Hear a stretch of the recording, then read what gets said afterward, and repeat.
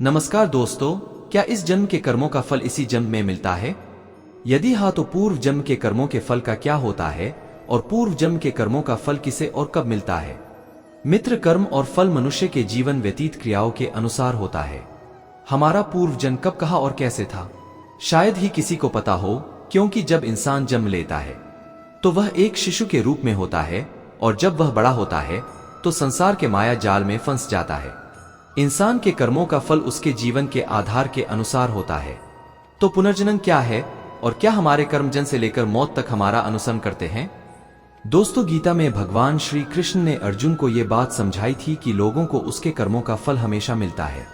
आपने महसूस किया होगा कि बुरे लोग हमेशा बुरे कर्म करते हैं, फिर भी वह जीवन में सुखी और संपन्न रहते हैं, जबकि अच्छे लोग जीवन भर अच्छे कर्म करते हैं, फिर भी उसे अपमान और दर्द ही मिलता है।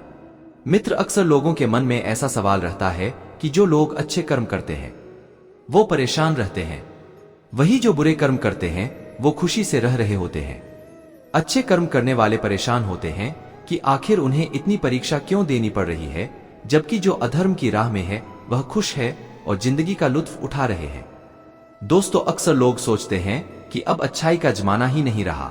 अगर आपके मन में भी ये सवाल आया है तो आज आप इसका जवाब सुन लीजिए। ये जवाब वो है जो भागवत गीता में लिखा है और श्री कृष्ण ने अर्जुन को दिया था। भागवत गीता में वर्णित कथा के अनुसार जब भी अर्जुन के मन में कोई दुविधा होती थी तो वो श्री कृष्ण के पास पहुंच जाते थे। दोस्तों, एक बार की बात है, अर्जुन ने भगवान श्री कृष्ण के समीप आकर कहा कि वो दुविधा में है और इसका जवाब वो श्री कृष्ण से चाहते हैं। श्री कृष्ण ने पूछा कि क्या सवाल है? अर्जुन ने कहा, मुझे यह जानना है कि अच्छे लोगों के साथ हमेशा बुरा ही क्यों होता है, वही बुरे लोग खुशहाल दिखते हैं। दोस्तों, अर्जुन के मुंह से ऐसी बातें सुनकर श्री कृष्ण मुस्कुराए और कहा, मनुष्य जैसा सोचता है और महसूस करता है वैसा कुछ नहीं होता है, बल्कि अज्ञानता की वजह से वो सच्चाई नहीं समझ पाता है। अर्जुन उनकी ये बात समझ नहीं पाए। इसके बाद श्री कृष्ण ने क्या कहा वो जानते हैं। मित्र, श्री कृष्ण ने अर्जुन से कहा कि है पार्थ, मैं तुम्हें एक कथा सुनाता हूं, उसे सुनकर तुम समझ जाओगे कि हर प्राणी को उसके कर्म के हिसाब से ही फल मिलता है। दोस्तों, प्रकृति हर किसी को अपनी राह चुनने का मौका देती है। अब वह मनुष्य की इच्छा पर निर्भर करता है कि उसे धर्म की राह चुननी है या अधर्म की। कथा शुरू करते हुए श्री कृष्ण ने कहा, एक नगर में दो पुरुष रहा करते थे। एक पुरुष व्यापारी था जिसके जीवन में धर्म की बहुत महत्ता थी। वो पूजा पाठ में यकीन रखता था। वो हर रोज मंदिर जाता था और दान धर्म भी करता था और हर रोज भगवान की पूजा करता था। वहीं दूसरा पुरुष बिल्कुल विपरीत था। वो हर रोज मंदिर तो जाता था लेकिन पूजा करने नहीं, बल्कि मंदिर के बाहर से जूते चप्पल चुराने। उसे दान और धर्म से कोई लेना देना नहीं था। मित्र, समय बीतता गया और एक दिन बहुत जोर की बारिश हो रही थी। इस वजह से मंदिर में पुजारी के अलावा कोई नहीं था। ये बात जब दूसरे पुरुष को पता चली तो उसने कहा कि ये सही मौका है मंदिर का धन चुराने का। पंडित से नजर बचाकर उसने मंदिर का सारा धन चुरा लिया। उसी समय धर्म कर्म में विश्वास रखने वाला व्यक्ति भी मंदिर पहुंचा। दोस्तों, दुर्भाग्य से मंदिर के पुजारी में उसे ही चोर समझ लिया और चिल्लाने लगे। वहां लोग एकत्र हो गए और उसे बहुत मारा। किसी तरह वो बचते बचाते वहां से निकला तो दुर्भाग्य ने उसका साथ वहां भी नहीं छोड़ा। मंदिर के बाहर वो एक गाड़ी से टकरा गया और घायल हो गया। फिर वो व्यापारी लंगड़ाते हुए घर जाने लगा तो रास्ते में उसकी मुलाकात उस पुरुष से हुई जिसने मंदिर से धन चुराया था। उसने कहा, आज तो मेरी किस्मत चमक गई, एक साथ इतना सारा धन मिल गया। ये सब देखकर उसे बहुत बुरा लगा और उसने अपने घर से भगवान की सारी तस्वीरें निकाल दी। कुछ सालों बाद दोनों की पुरुषों की मृत्यु हो गई। दोस्तों, मरने के बाद जब दोनों यमराज की सभा में पहुंचे और भले पुरुष ने दूसरे व्यक्ति को देखा तो उसे बहुत गुस्सा आया। उसने क्रोधित होकर यमराज से पूछ ही लिया, मैं तो हमेशा अच्छे कर्म करता था, दान में विश्वास रखता था, उसके बदले जीवन भर मुझे अपमान और दर्द ही मिला। इस पर यमराज ने कहा, पुत्र, तुम गलत समझ रहे हो। मित्र, जिस दिन तुम्हारी गाड़ी से टक्कर हुई थी वो दिन तुम्हारे जीवन का आखिरी दिन था, परंतु तुम्हारे अच्छे कर्मों की वजह से तुम्हारी मौत सिर्फ एक छोटी से चोट में बदल गई। मित्र, दरअसल इसके भाग्य में राज्य योग था, मगर इसके कुकर्मों और अधर्म की वजह से वह सिर्फ एक छोटी सी धन की पोटली में बदल गया। कथा सुनाने के बाद श्री कृष्ण अर्जुन से कहते हैं, पार्थ, क्या अब तुम्हें तुम्हारे सवाल का जवाब मिल गया? ऐसा सोचना कि भगवान तुम्हारे कर्मों को नजरअंदाज कर रहे हैं, यह बिल्कुल भी सत्य नहीं है। दोस्तों, भगवान हमें कब क्या किस रूप में दे रहा है मनुष्य को समझ में नहीं आता है। मगर आप अच्छे कर्म करते रहे तो भगवान की कृपा हमेशा बनी रहती है। इसलिए अपने अच्छे कर्मों को बदलना नहीं चाहिए, क्योंकि उसका फल हमें इसी जीवन में मिलता है। इसलिए मनुष्य का फर्ज है कि वो हमेशा अच्छे कर्म करते रहे, क्योंकि श्री कृष्ण ने गीता में भी बताया है कि किसी के द्वारा किया गया कर्म बेकार नहीं जाता है, चाहे वो अच्छा हो या बुरा। दोस्तों, हम जैसा कर्म करते हैं वैसा ही हमें फल मिलता है। मित्र, अगर हमने अच्छे कर्म किए होते हैं तो उसका हमें अच्छा फल मिलता है, और बुरे कर्म किए होते हैं तो हमें उसका फल बुरा मिलता है। दोस्तों, अगर हमारे साथ कुछ बुरा होता था तो पहले लोग ऐसा बोलते थे कि जरूर उसने पिछले जन्म में कुछ बुरा किया होगा, इसलिए इसके साथ ऐसा इस जन्म में हुआ। लेकिन अगर हम बात आज के जमाने की करें तो हमें अपने कर्म का हिसाब भी इसी जमाने में चुकाना पड़ता है। मित्र, पहले भगवान नोट और कलम लेकर सभी के कर्म का हिसाब करते थे, इसलिए पिछले जन्म का हिसाब इस जन्म में होता था। लेकिन आज तो इंटरनेट का जमाना है, इसलिए भगवान भी लैपटॉप लेकर बैठते हैं और सभी के कर्म का हिसाब इसी जन्म में होता है। यह कहानी भी कर्म के बारे में ही है। मित्र, हमारा जैसा कर्म होता है वैसा ही फल हमें मिलता है। एक छोटे से गांव में एक लड़का रहता था। वह लड़का बहुत ज्यादा गरीब परिवार से था। वो अपनी स्कूल की पढ़ाई करता था और स्कूल के बाद लोगों के घर घर जाकर सामान बेचने का काम करता था। इस तरह घर घर जाकर सामान बेचकर उसे जो भी पैसे मिलते थे उसी में से वो अपनी स्कूल की फीस भरता था। वो लड़का हर रोज की तरह एक दिन स्कूल के बाद दोपहर को सामान बेचने के लिए निकला था। उसे बहुत जोर की भूख लगी थी। दोस्तों, उसने यह तय किया कि मैं अब जिस भी घर पर जाऊंगा और सामान बेचूंगा उस घर से पैसे नहीं खाना मान लूंगा। वो एक घर के पास जाता है और बाहर से दरवाजा खटखटाता है। उस घर में से एक लड़की बाहर निकलती है और वो दरवाजा खोलती है। उस लड़के ने उससे पानी मांग लिया। लड़की ने देखा कि ये लड़का बहुत थका सा है। वो लड़की अंदर जाती है और सोचती है कि ये लड़का बेचारा ना जाने कब से इधर उधर सामान बेचता होगा।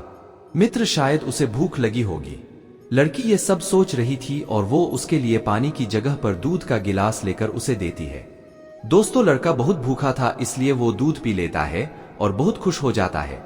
उसे लगता है कि इस दुनिया में अभी भी इंसानियत जिंदा है। लड़का भगवान का धन्यवाद करता है। वो अब लड़की से पूछता है कि आपको मैं कितने पैसे दूं? इस दूध के लड़की ने कहा, मुझे आपसे कोई पैसे नहीं लेने हैं।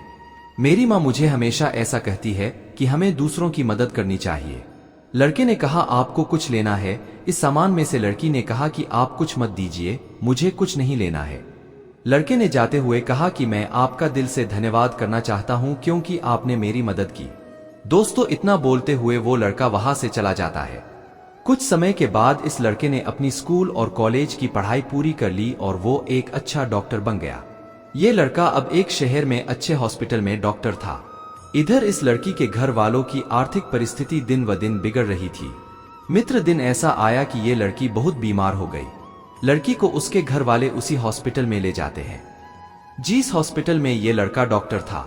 उस लड़के के पास ये लड़की का केस आता है। लड़का लड़की का एड्रेस देखता है तो उसे पता चलता है कि ये तो वही का एड्रेस है जहां पर मैं अपने स्कूल के समय सामान बेचने जाता था। लड़के को अब उस लड़की को देखकर याद आ जाता है कि ये तो वही लड़की है जिसने मुझे मदद की थी। दोस्तों, जब मैं भूखा था तब उसने मुझे दूध पीने के लिए दिया था। लड़का उस लड़की का इलाज अच्छे से करता है और अपनी टीम को भी इसके इलाज में कोई कमी नहीं रहनी चाहिए ऐसा बोलता है। वो लड़की ठीक हो जाती है। अब बारी थी लड़की की हॉस्पिटल का बिल देने की। वो मन ही मन बोल रही थी कि पता नहीं कितना बिल होगा।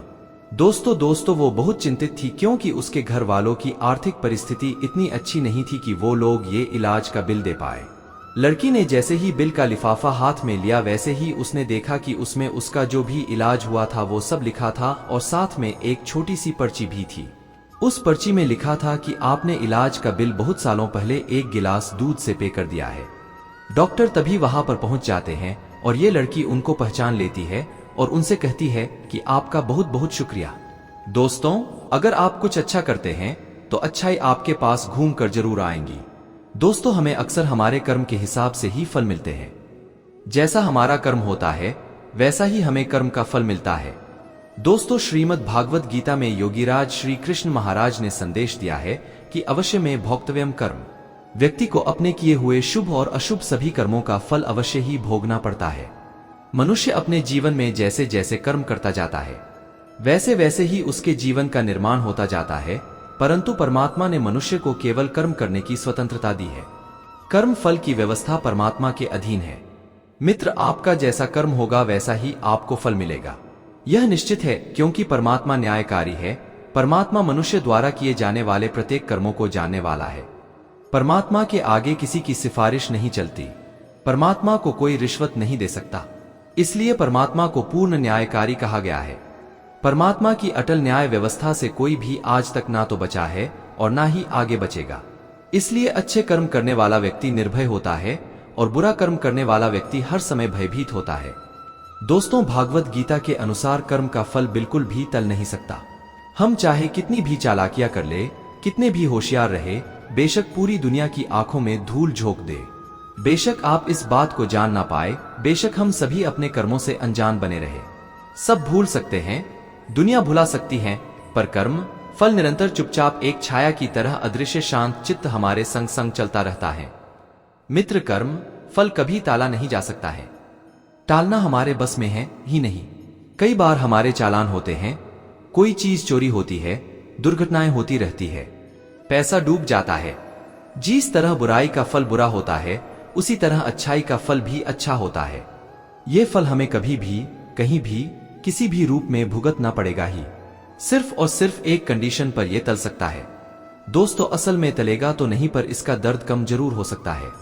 वो ये कि अगर हम अपनी गलतियों को कबूल कर ले और परमात्मा की शरण में जाए, आत्मसमर्पण करें और अच्छे कर्म करने शुरू कर दें, तभी हम अपने गलत कर्मों से होने वाली पीड़ा से बच सकते हैं, बशर्ते ईश्वर हमें माफ कर दे। हमारे इस जन्म में किए गए प्रबल कर्म का फल हमें इसी जन्म में मिल जाता है। शेष छुटपुट व प्रत्यक्ष परोक्ष भले बोरे कर्म हमारे कर्मों के संचित कोष में जमा होते रहते हैं। कुल मिलाकर कहा जा सकता है कि कर्म का फल जन्मों जन्मों तक हमारा साथ नहीं छोड़ता है। इसीलिए कर्म के सिद्धांत के अनुसार अपने जीवन को ढाल लीजिए और अपने कर्मों पर कड़ी नजर रखिए और ध्यान रखिए, कर्म वाचा मनसा कर्मणा इन तीनों मार्गों से संपन्न होते हैं। इसका तात्पर्य यह हुआ कि किसी को मिथ्या या कटु वचन नहीं बोलना है। दोस्तों, किसी के विषय में बुरा नहीं सोचना है, किसी का प्रत्यक्ष या परोक्ष बुरा नहीं करना है। यदि आपने ये तीनों नियम साथ लिए तो यह सुनिश्चित है कि आप उतारोत्तर विकसित होते जाएंगे व जनदर्जन कुलीन परिवार और उत्तम परिस्थितियों में जीवन जिएंगे। आपके जीवात्मा का निम्न योनियों में गिरना रुक जाएगा, बशर्ते कि आप अपने अहंकार के चलते किसी जन्म में पुनः उपरोक्त नियमों का उल्लंघन न कर बैठे। इस खतरे से बचने का एकमात्र उपाय यही है कि आप अकर्म की साधना में अपनी जीवन ऊर्जा खपाए। आक्रम की साधना का तात्पर्य है ध्यान साधना द्वारा अपनी चेतना को अपने मन के परे स्थापित करते हुए अहंकार रहित जिए तथा हर कर्म को निष्काम भाव से अंजाम दे। इसे आप योगी समझ सकते हैं। मन के माध्यम से किए गए कर्म के साथ कर्म का फल ठीक उसी तरह से है जैसे आपके साथ आपकी परछाई। दोस्तों, इस प्रकार उन कर्म फलों से बचा नहीं जा सकता, किंतु जैसे प्रकाश के ठीक नीचे खड़े होने पर हमारी परछाई नहीं बनती है, ठीक वैसे ही मन से परे रहते हुए आत्मा के प्रकाश में किए गए कर्म अपना फल देने के योग्य नहीं रह जाते हैं।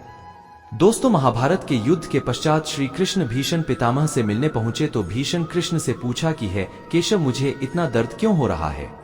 तब श्री कृष्ण ने बताया कि पितामह, आप पिछले जन्म में राजा थे, आप कहीं जा रहे थे और रास्ते में एक सांप पड़ा था। मित्र, आपने उसे मरा समझकर अपने तीर से उठाकर फेंक दिया और वो सांप नुकीली झाड़ियों में जा गिरा। उसके कांटे सांप के शरीर में बुरी तरह चुभ रहा था। सांप में आपको खूब बदवा दी थी, उसी का फल आपको मिल रहा है। जो कांटों का दर्द उसे हो रहा था, वही दर्द आपको तीरों की साया के नुकीले बाल से हो रहा है। दोस्तों, इस प्रसंग से भी यह सीधा होता है कि पूर्व जन्म के कर्म का फल भोगना ही पड़ता है। दोस्तों, अब सवाल यह उठता है कि क्या इन कर्मों से छुटकारा पाने का भी कुछ उपाय है? क्या इसके लिए भगवान श्री कृष्ण ने गीता के 4 अध्याय में जो बताया है उसे सुनते हैं? दोस्तों, श्री भगवान कहते हैं कि जो मनुष्य कर्म तो करता है, लेकिन उस कर्म में अकर्म को देखता है, अर्थात ये नहीं सोचता है कि मैं ही करता हूं, वह खुद को एक माध्यम समझता है, वह फल की इच्छा नहीं रखता, वह जानता है कि संपूर्ण कर्म परमात्मा द्वारा हो रहा है। दोस्तों, ऐसे मनुष्य को कर्म नहीं बांधता है। मित्र, जो पुरुष समस्त कर्मों में और उनके फल में आसक्ति का सर्वथा त्याग करके संसार के आश्रय से रहित हो गया है और परमात्मा में नित्य तृप्त है, उसके लिए भगवान की भक्ति के अलावा और कोई कर्म नहीं रह जाता है, अर्थात वह कर्म करते हुए भी वास्तव में कुछ भी नहीं करता।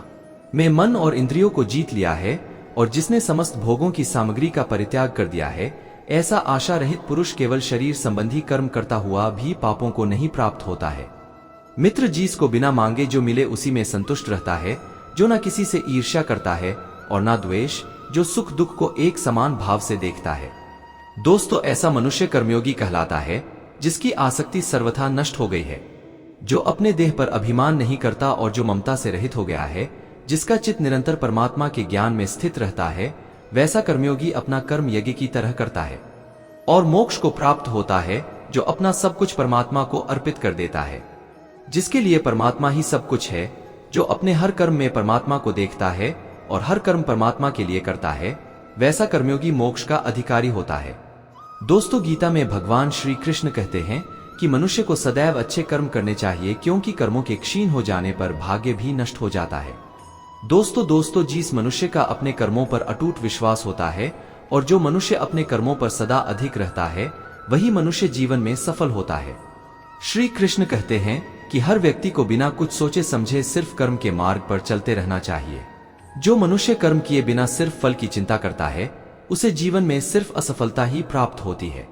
मित्र, श्री कृष्ण के अनुसार परिस्थितियां चाहे कितनी भी खराब हो, वो हमेशा एक जैसी नहीं रहती है, वो बदलती जरूर है। इसलिए मनुष्य को बहुत धैर्य और हिम्मत से काम लेना चाहिए।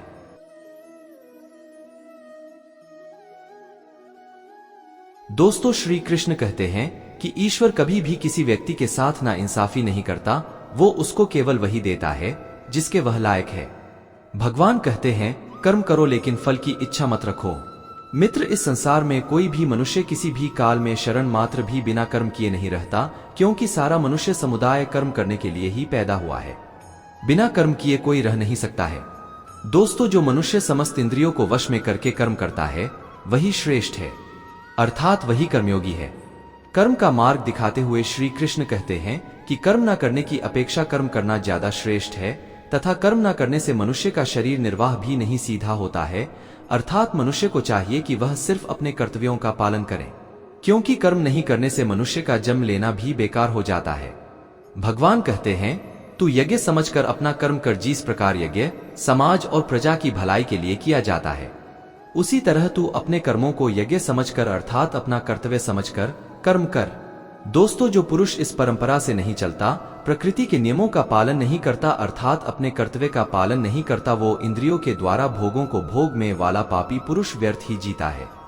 मित्र, परंतु जो मनुष्य आत्मा में ही रमन करने वाला और आत्मा में ही तृप्त तथा आत्मा में ही संतुष्ट हो, उसके लिए कोई कर्तव्य नहीं है। आत्मा का मतलब यहाँ सबसे बड़ा सच है, और जो सत्य को समझता है, सत्य में ही खुश होकर सत्य में ही रहता है, उसके लिए कोई कर्तव्य नहीं है। लेकिन ऐसा कोई लाखों करोड़ों में एक होता है।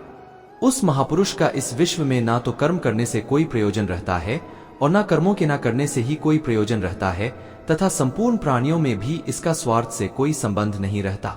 कहने का सीधा मतलब है, जिससे परमात्मा मिल चुका है, वह कोई और दूसरा कर्म क्यों करे। 223 श्री कृष्ण कहते हैं, अगर तुमने कोई रिश्ता खोया है या किसी रिश्ते से निराश हो तो वह रिश्ता मुझसे बुला लो, मैं कभी भी तुम्हें छोड़कर नहीं जाऊंगा।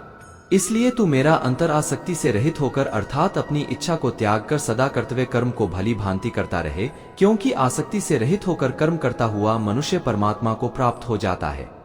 बहुत से ऐसे लोग हैं जो कर्म करते हुए ही परम सिद्धि को प्राप्त हुए थे। जनक आदि ज्ञानी जन भी आसक्ति रहित कर्म द्वारा ही परम सिद्धि को प्राप्त हुए थे, इसलिए कर्म करना ही उचित है। श्रीमद् भागवत गीता में श्री कृष्ण कहते हैं कि जीवन में कुछ भी स्थायी नहीं है, इसलिए स्वयं को अधिक तनावग्रस्त ना करें। दोस्तों, किसी के साथ चलने से ना तो कोई खुशी मिलती है और ना ही लक्ष्य, इसलिए मनुष्य को सदैव अपने कर्मों पर विश्वास करते हुए अकेले चलते रहना चाहिए। श्रेष्ठ पुरुष जो आचरण करता है, अन्य पुरुष भी वैसा वैसा ही आचरण करते हैं। वो जो कुछ प्रमाण कर देता है, समस्त मनुष्य समुदाय उन्हीं के पद चिन्हों पर अपने रास्ते चुनता है। इसलिए सज्जन व्यक्तियों को सदैव अच्छा व्यवहार करना चाहिए। कान्हा कहते हैं, मेरा इन तीनों लोगों में ना तो कुछ कर्तव्य है और ना ही कोई वस्तु प्राप्त करने योग्य है, फिर भी मैं कर्म में ही बरतता हूँ, अर्थात मैं भी कर्म करते हुए अपने कर्तव्य का निर्वाह करता हूँ। मित्र, श्री भगवान कहते हैं, यदि मैं कर्मों को करने में सावधानी ना बरतूं तो बड़ा अनर्थ हो जाएगा, क्योंकि मनुष्य सब प्रकार से मेरे ही मार्ग का अनुसरण करते हैं, इसलिए यदि मैं कर्म न करूं तो यह सब मनुष्य नष्ट भ्रष्ट हो जाएंगे और मैं संकरता का करने वाला हो जाऊंगा तथा इस समस्त प्रजा को नष्ट करने वाला बन जाऊंगा। जिनमें समझ नहीं होती वो कर्म में आसक्त होकर कर्म करते हैं। रहित विद्वान को भी चाहिए कि वह भी लोगों को सही दिशा दिखाने के लिए उसी प्रकार कर्म करे जो ज्ञानी है, जिन्हें ईश्वर की सच्चाई मालूम हो चुकी है। उनकी ये जिम्मेदारी बन चुकी है कि उनके काम करने के तरीके से कहीं किसी और के मन में काम करने के प्रति अश्रद्धा या अपमान ना पैदा हो जाए। इसलिए उन ज्ञानी जनों के लिए ये जरूरी है कि वो ऐसा उदाहरण सामने रखें जिससे हर कोई अपना कर्म अपना कर्तव्य करने के लिए प्रेरित हो। वास्तव में संपूर्ण कर्म सब प्रकार से प्रकृति के गुणों द्वारा किए जाते हैं, तो भी जिसका अंतःकरण अहंकार से मोहित हो रहा है, ऐसा अज्ञानी मैं करता हूं ऐसा मानता है। तामसिक गुण वाले व्यक्ति आलस्य या नींद इसी प्रकार के कर्म करते हैं। राजसिंह गुण वाले बात बात पर शौर्य या बहादुरी दिखाने का काम करते हैं, लेकिन ज्ञानी मनुष्य जानते हैं उसके गुण ही उससे कर्म करवा रहे हैं, और जो ज्ञानी नहीं होते वो समझते हैं कि सब कुछ वही कर रहे हैं। मित्र कर्म में लगे हुए ज्ञानियों को ये जानना चाहिए कि गुण ही उनसे कर्म करवाते हैं, वो खुद कुछ भी नहीं करते। और जो ज्ञानी इस बात को समझ ले तो ये उनकी जिम्मेदारी होती है कि वह अज्ञानियों को समझाए कि कर्म ही उनका धर्म है।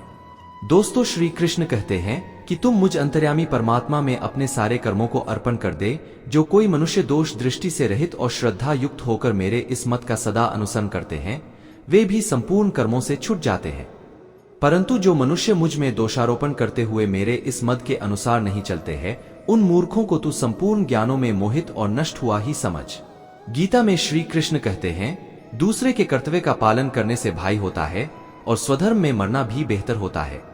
दोस्तों, श्री कृष्ण के अनुसार हमें दूसरे का अनुसरण या नकल करने की बजाय स्वधर्म को पहचानना चाहिए। दूसरों का अनुसरण करने से मन में भय उत्पन्न होता है। श्री कृष्ण के अनुसार डर हटाने का एक ही उपाय है, और वो है अपना स्वधर्म पहचानना और उसी में जीना। मित्र भगवान कहते हैं, रजोगुण से उत्पन्न होने वाले काम, वासना और क्रोध ही मनुष्य से पाप कर्म करवाते हैं। इसलिए काम, वासना और क्रोध मनुष्य का सबसे बड़ा शत्रु है। दोस्तों, जिस प्रकार धुएं से अग्नि और धूल से दर्पण ढक जाता है तथा जिस प्रकार गर्भाशय से गर्भ ढका रहता है, उसी प्रकार कामनाओं से ज्ञान ढका रहता है।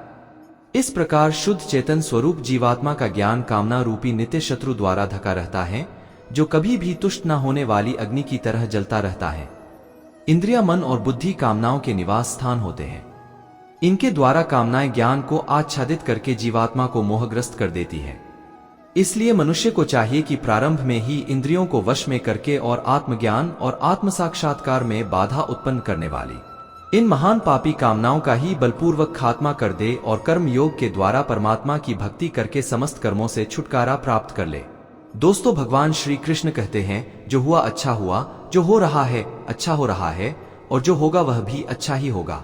तुम भूत का पश्चाताप मत करो, भविष्य की चिंता भी मत करो, अभी तो वर्तमान चल रहा है। दोस्तों, एक बार की बात है, एक राजा और मंत्री कुछ सैनिकों को लेकर जंगल में शिकार पर गए। शिकार के समय तलवार निकालते हुए राजा का कट गया। राजा परेशान हो गए। उसने तुरंत अपने सैनिकों से कहा, सैनिकों जल्दी से जाओ और वैद्य जी को बुलाकर लाओ, देखो मेरा अंगूठा कट गया। मित्र, एक व्यक्ति ने कहा कि जो होता है अच्छे के लिए होता है। राजा को मंत्री पर गुस्सा आ गया। वह मंत्री से बोले, मंत्री ये बात तुम कह रहे हो, मैं तो तुम्हें अपना हितैषी समझता था। राजा ने सैनिकों को आदेश दिया कि मंत्री को ले जाकर कारागार में बंद कर दो, पूरी रात कोड़े से पीटना और सुबह फांसी पर चढ़ा देना। दोस्तों, महाराजा की आज्ञा पाकर सैनिकों ने मंत्री को बंदी बना लिया और राजमहल के कारागार में ले जाकर बंद कर दिया। राजा कुछ सैनिकों को लेकर शिकार के लिए फिर से जंगल में निकल गए और फिर कुछ समय बाद जंगल में तूफान आया, जिससे राजा अपने सैनिकों से बिछड़ गया। भटकते भटकते राजा भीलों के बस्ती में पहुंच गए, जिसे वहां के लोग उन्हें उठाकर ले गए और उनकी देवी के सामने जाकर बिता दिया। दोस्तों, पुजारी उसकी बलि चढ़ाने वाला ही था कि एक भील बोला, इसका तो अंगूठा कटा हुआ है, ये तो अशुद्ध है, हम इसकी बलि नहीं दे सकते। और उन्होंने इस तरह राजा को छोड़ दिया और राजा की जान बच गई। दोस्तों, अब राजा को समझ में आया कि जो होता है अच्छे के लिए होता है। उसे याद आया कि आज सुबह मंत्री को फांसी लगने वाली है। वह भागा भागा आया। उसने देखा कि मंत्री फंदे को गले में पहनकर खड़ा है। राजा ने उसे नीचे उतरवाया और उसके पैर पकड़ लिए और फुट फुट कर रोने लगे। राजा ने अपनी सारी घटना मंत्री को सुनाई और माफी मांगने लगा। मंत्री बोला, माफी मांगने की जरूरत नहीं है महाराज, जो होता है अच्छे के लिए ही होता है। राजा बोला, मंत्री क्या तुम सच में पागल हो? मेरी नासमझी की वजह से रात भर तुमने कोड़े खाए और फिर भी कहते हो मित्र जो होता है अच्छे के लिए होता है। फिर मंत्री बोले, महाराज यदि मैं यहाँ कोड़े नहीं खा रहा होता तो आपके साथ होता, और यदि मैं आपके साथ होता तो वो लोग मेरी बलि चढ़ा देते।